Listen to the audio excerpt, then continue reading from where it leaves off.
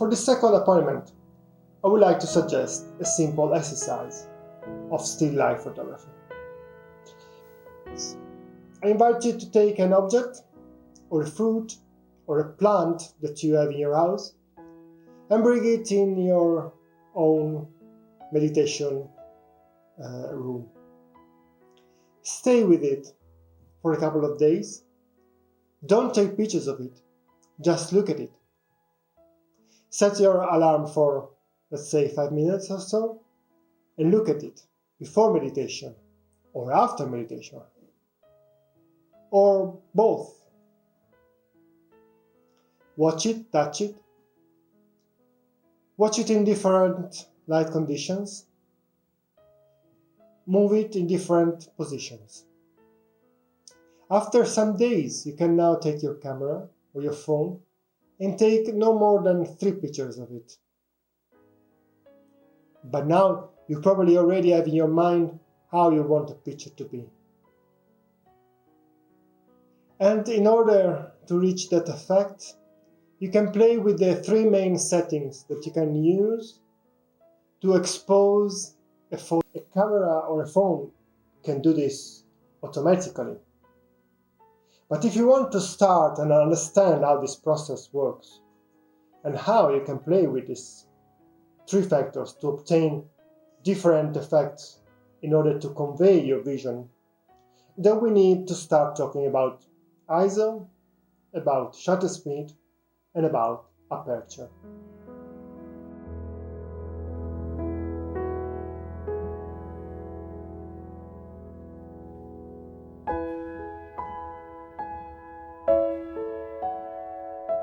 Probably you have heard of the exposure triangle, which represents each one of these 3 settings as one of the sides of the triangle itself: ISO, shutter speed, and aperture.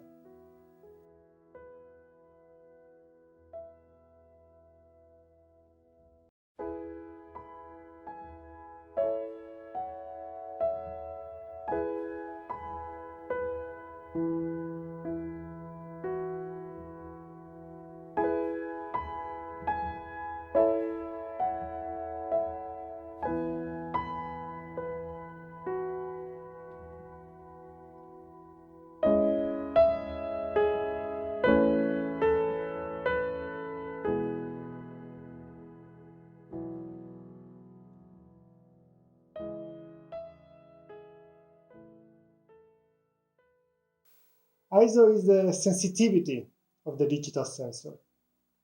Higher values of ISO mean that the sensor does not need to collect as much light to make a correct exposure. Low ISO values mean that the sensor will have to gather more light to make the exposure right. So basically, if it is a sunny day, you can set the ISO value quite low. If it's night and you are outside, you probably need to increase this value.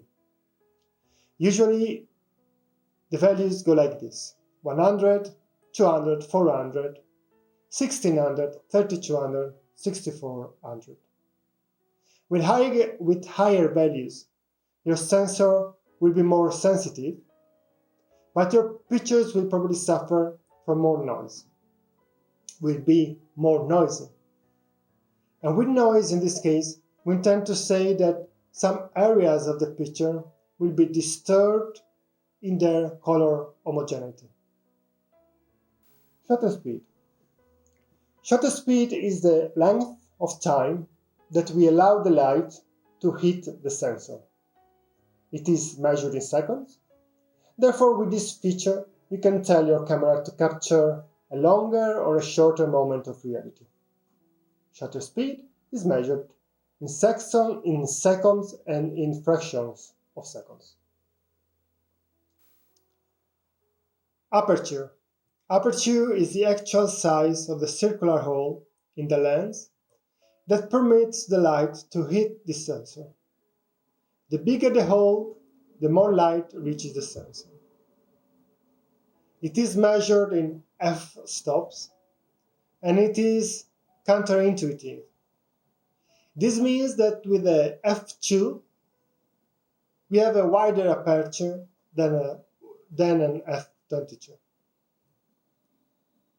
The right combination of these three factors gives a good exposure, meaning that a picture has the right luminosity. It's not too dark, it's not too bright.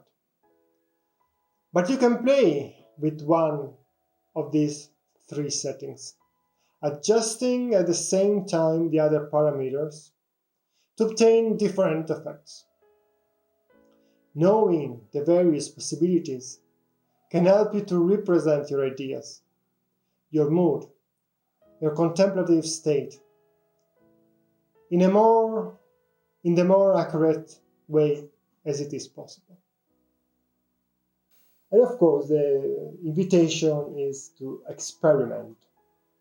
So even if you take wrong pictures, let's say, you are learning from doing. So please experiment with these three settings.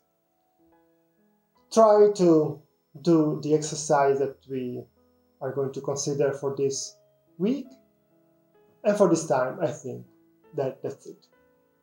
If you want, please send me your thoughts, your pictures, using this email address, enos.fotografia@gmail.com.